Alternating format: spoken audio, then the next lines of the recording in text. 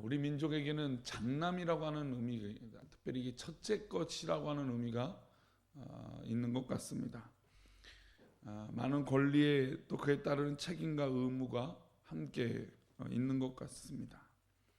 옛날 없는 살림에 부모님은 장남을 위해서 모든 것을 쏟아부었던 것을 볼 수 있습니다. 좋은 거 먼저 먹이고, 좋은 거 먼저 입히고, 또 학교 공부도 제대로 시키려고 장녀는 어떻게든 하려고 했습니다.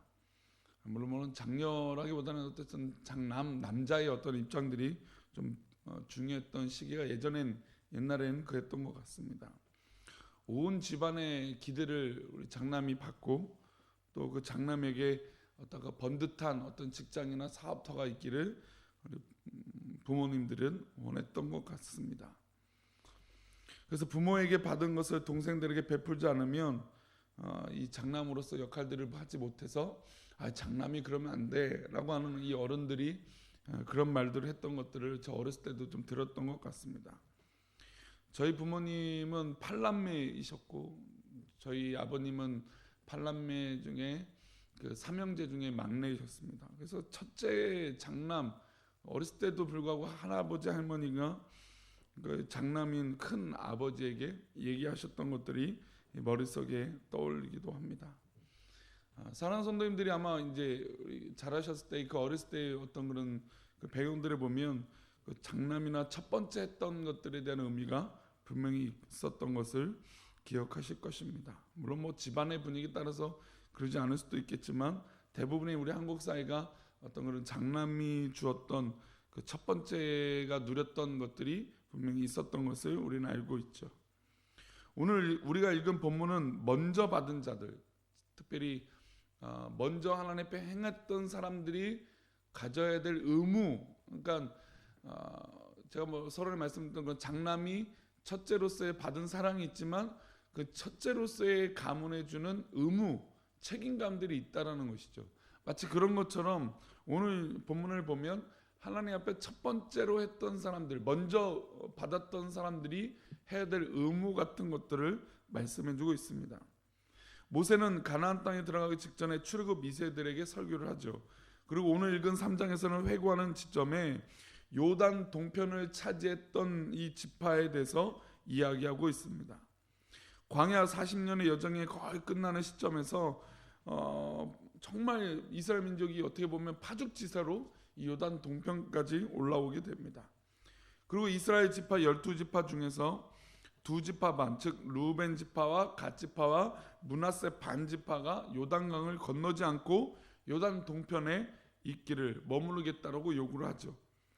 모세가 몇 번이나 설득했지만 이들은 그 땅을 받겠다라고 요구해서 모세는 하나님 앞에 기도하고 그들에게 그 땅을 배분하게 됩니다. 그게 이제 12절 13절인데요. 우리 12절 말씀 한번 보겠습니다. 읽겠습니다. 그때 우리가 이 땅을 얻음에 아르논 골짜기 곁에 아롤에서부터 길르앗 산지 절반과 그 성읍들을 내가 르우벤 자손과 갓 자손에게 주었고, 13절입니다. 길르앗의 남은 땅과 옥의 나라였던 아르곱 온 지방 곧 온 바산으로는 내가 므낫세 반지파에게 주었느라. 바산을 옛적에는 르바임의 땅이라 부르더니.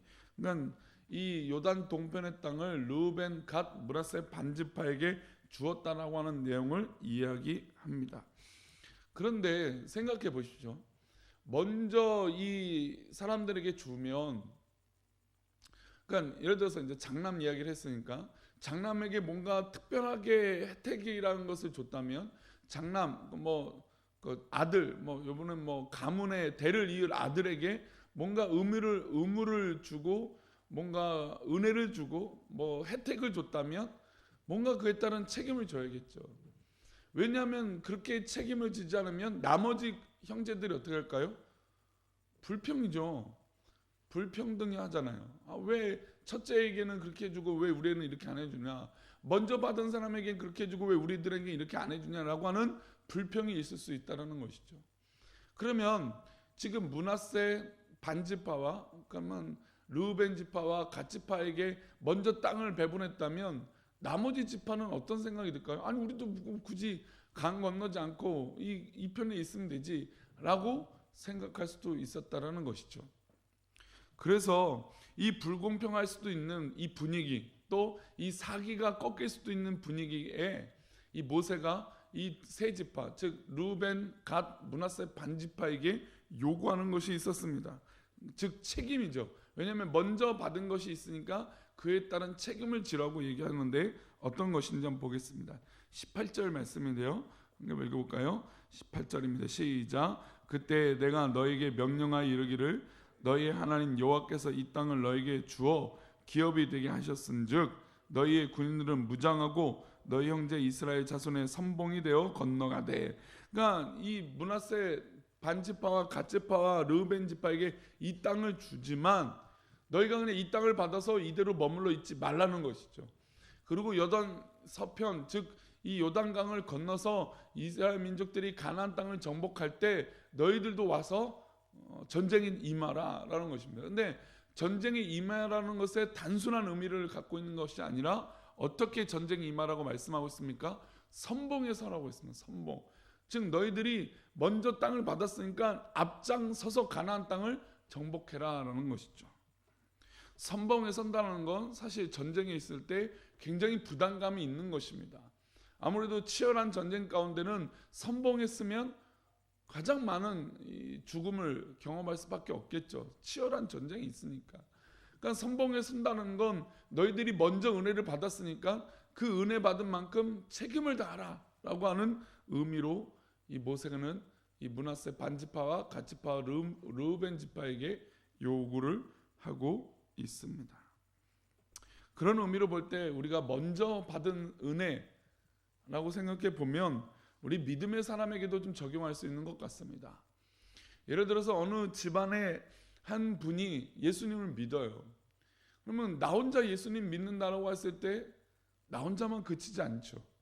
내가 오늘 우리 집안에 예수님을 믿은 집안의 한 사람이라면 나머지 가족들에게도 예수님 믿도록 해야 되는 어떤 그런 책임감이 분명히 우리 가운데 있다라는 것이죠. 그래서 내가 구원을 받고 은혜를 받았다면 나만 은혜 받고 나만 구원받을 수 없다는 것을 우리 스스로 깨닫게 됩니다. 뭐 누가 말하지 않더라도 알죠. 왜냐하면 나 혼자 천국 갈 수 없는 것이죠. 그래서 내가 먼저 예수님 믿은 자로서 해야 될 역할들이 있습니다. 그래서 나머지 가족들이 예수님 믿지 않아서 아유 뭐 예수님 믿는데 뭐 그렇게까지 해야 돼. 뭐 때로는 뭐 여러 가지 요구를 하고 또 때로는 이 요구도 하고 욕도 하고 또 여러 가지 책임을 하고 조롱도 할 때도 있다라는 것이죠. 그러나 그 모든 것들이 내가 먼저 믿은 자로서 또 내가 먼저 은혜를 받은 자로서 해야 될 어떤 그런 것들이 있다라는 것입니다. 마치 지금 모세가 이 르우벤 갓 므낫세 반지파에게 요구하고 너희들이 선봉에 서라라고 하는 책임을 줬던 것처럼 먼저 은혜를 받으면 그에 따른 책임이 있다라는 것입니다. 그래서 우리가 때로는 기도의 응답을 받고 또 은혜를 입었다면 그 은혜에 따른 책임도 우리가 고민해 볼 필요가 있습니다. 또 그것으로만 그치지 않습니다. 이 모세가 어떤 그런 은혜들인데 한번 보겠습니다. 우리 25절 말씀인데요. 읽어보겠습니다. 25절입니다. 있습니다. 시작. 구하옵노니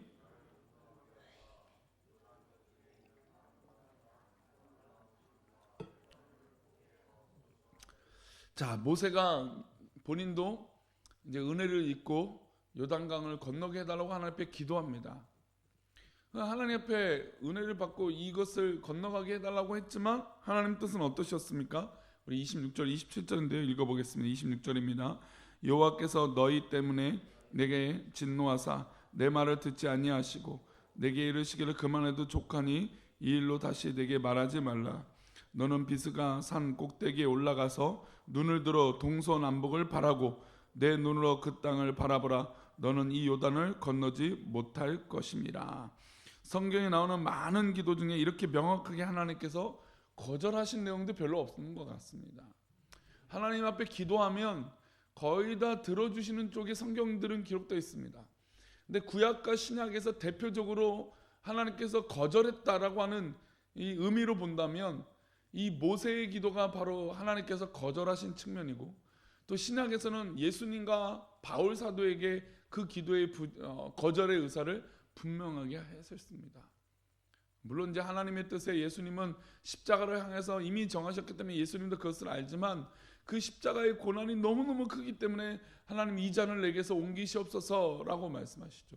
물론 예수님의 기도는 나의 원대로 마옵시고 아버지 뜻대로 해달라고 하는 기도의 전제를 깔고 있었던 기도입니다. 그러나 바울 사도의 기도는 3번이나 자기의 아픔을 하나님 해결해달라고 기도했지만 하나님께서 거절하셨다는 것을 기록하고 있습니다. 이것이 무엇을 의미할까요? 왜 하나님은 이렇게 기도하는데 거절하실 때가 있을 것일까요? 사실 우리가 이것을 응답받아 또 그렇게 기도했던 것들이 때로는 하나님의 뜻이 아닐 수도 있다는 것을 우리는 늘 고민해 볼 필요가 있다는 것이죠. 우리가 늘 바라고 원하는 것대로 될 수도 있겠지만 하나님께서 늘 그렇게도 하여 주시지만 때로 아닐 수도 있는 것도 우리는 준비하고 마음으로 또 믿음으로 기도할 필요가 있다는 것을 보여주고 있습니다. 만약에 이스라엘 민족의 이 세 지파, 요단강을 건너지 않은 지파가 자기 뜻대로 됐으니까 나머지 거에 대해서 관심 없을 수도 있습니다. 그러나 모세는 그에 대한 책임을 얘기하고 있는 것이죠. 그와 더불어 본인에 대한 이 거절의 하나님의 뜻에 대해서도 기도했지만 하나님께서는 이 모세에게도 그것을 허락하지 않은 것을 볼 수 있습니다. 어떻게 이 내용이 반대인 것 같지만 어떻게 보면 같은 의미인 것이죠. 요단강을 건너지 않을 수도 있어요. 이들이 선봉에 서지도 않을 수도 있어요. 그것이 자기 뜻이 아닐 수도 있습니다. 자기들은 그냥 이 요단 동편에 있는 것이 만족한 기도의 제목일 수도 있어요. 그러나 하나님께서는 건너가게 하시는 것이죠. 또 선봉에 서게 하는 것이죠. 또 모세의 기도는 하나님 내가 요단강을 건너고 싶습니다라잖아요. 그러니까 반대의 기도 제목이지만 하나님께서 모세는 건너지 말라고 하나님께서 얘기하신다는 것이죠. 이게 하나님의 섭리입니다. 우리가 이 모든 기도 제목을 바라보고 기도하는 것이 우리가 성숙한 기도의 제목이라는 것이죠. 위대한 지도자 이 모세도 이렇게 때로는 거절당할 수도 있습니다. 그러나 이 거절도 하나님에게 응답이라는 것을 우리는 큰 뜰에서 하나님 앞에 고민해 볼 필요가 있습니다. 오늘 이 말씀을 통해서 먼저 구원받고 은혜 받은 자로서 해야 할 일은 거절당할 때도 있고 또 때로는 도전을 받을 때도 있다는 것을 우리는 고민해 볼 필요가 있다는 것이죠. 오늘 맥체인 성경을 읽기표 우리 요한계시록 말씀 보겠습니다. 요한계시록 1장의 말씀입니다.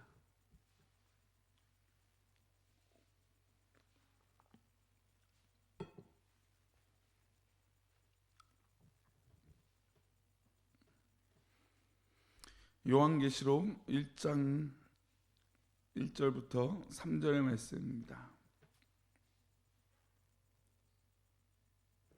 우리 1절 말씀입니다. 읽어보겠습니다. 시작. 예수 그리스도의 계시라 이는 하나님이 그에게 주사 반드시 속히 일어날 일들을 그 종들에게 보이시려고 그의 천사를 그 종 요한에게 보내어 알게 하신 것이라. 사실 요한도 하나님 앞에 거절받은 사람입니다.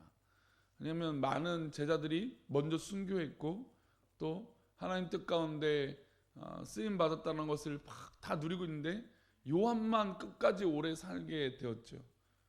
그런 걸 봤을 때 요한 사도의 성격을 봤을 때 우레아 같은 아들이, 그러니까 성격이 정말 불같은 자였을 텐데 모든 형제들, 모든 제자들이 순교하는 그 시점에서 하나님의 말씀을 받기 직전에 그 모습을 상상해 보면 왜 하나님은 나에게 어머니 마리아를 나에게 맡기셔서 이렇게 사역을 하게 하셨을까라고 고민도 했을 것입니다.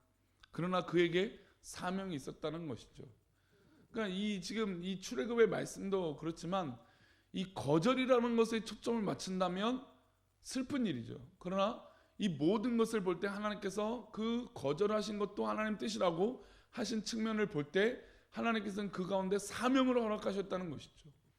즉 요단 동편에 있지만 요단을 건너서 선봉에 서라고 하시는 사명, 모세도 그 모든 사명, 이 120세의 삶을 살고 비스가산에 올라가서 또 그 느보산에 올라가서 그 요단 이 서쪽을 바라보며 이스라엘 민족에서 기도하게 하시는 그 사명, 그것을 허락하셨다는 것이죠.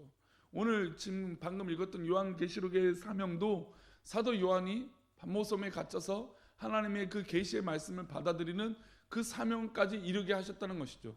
그러나 우리가 볼 때는 그 모든 과정을 이해할 수 없는 것입니다. 그러나 결국엔 하나님의 뜻으로 인도하여 주신다는 것이죠. 우리 2절과 3절인데요. 이 2절 말씀 보겠습니다. 요한은 하나님의 말씀과 예수 그리스도의 증거 곧 자기가 본 것을 다 증언하였느니라. 하나님은 분명히 그 사명대로 본 것을 또 예언을 하게 하십니다. 우리 3절 말씀까지만 보겠습니다. 3절입니다. 이 예언의 말씀을 읽는 자와 듣는 자와 그 가운데 기록한 것을 지키는 자는 복이 있나니 때가 가까움이라. 때가 가까웠습니다. 물론 우리 한국교회가 이 종말론, 시한부 종말론 때문에 많은 그 사이비로 인해서 어려움을 겪었던 것을 우리는 기억합니다. 그럼에도 불구하고 우리가 주님 다시 오실 때를 우리가 그냥 아무렇지도 않게 보내서는 안 되는 것이죠. 물론 그것이 너무 치우쳐서 아이고 주님 다시 오셔 이것 때문에 우리의 삶에 지장이 있을 수 있도록 그렇게 신앙생활해서는 안 될 겁니다. 그러나 우리가 이 말세의 때에 살고 있는 것을 우리는 분명히 알고 있습니다. 이 말세의 때에 사명 있는 자는 어떻게 살아야 됩니까? 이 예언의 말씀을 읽는 자와 듣는 자와 그 가운데에 기록한 것을 지키는 자는 복이 있다라고 했습니다. 그러니 우리 사랑하는 성도들 어떤 삶의 여건이든 하나님 말씀을 기록한 대로 순종하고 그 뜻대로 살려고 하는 그런 믿음의 모습이 있기를 축복합니다. 오늘 이 새벽에도 우리가 기도할 때 하나님의 뜻을 간구하고 그 하나님의 뜻이 우리 교회 가운데 이루기를 정말 소망하는 마음으로 정말 하나님 뜻이 보이거든 그 뜻으로 순종하고 달려가는 우리 귀한 사랑하는 성도님 되시기를 축복합니다. 우리 꿈꾸는 교회는 분명히 하나님 뜻이 이루어질 줄 믿습니다. 하나님 원하시는 뜻이 있는 줄 믿습니다. 지금은 우리가 희미하게 보이지만 결국에 하나님이 강력한 빛으로 그 소금으로 우리 가운데 역사하여 주실 줄 믿습니다. 그 가운데 기도하는 우리 사랑하는 성도님들, 응답받는 우리 사랑하는 성도님들, 하나님 뜻으로 인도하심을 받는 우리 사랑하는 성도님 되시기를 간절히 축복합니다. 기도하겠습니다. 하나님,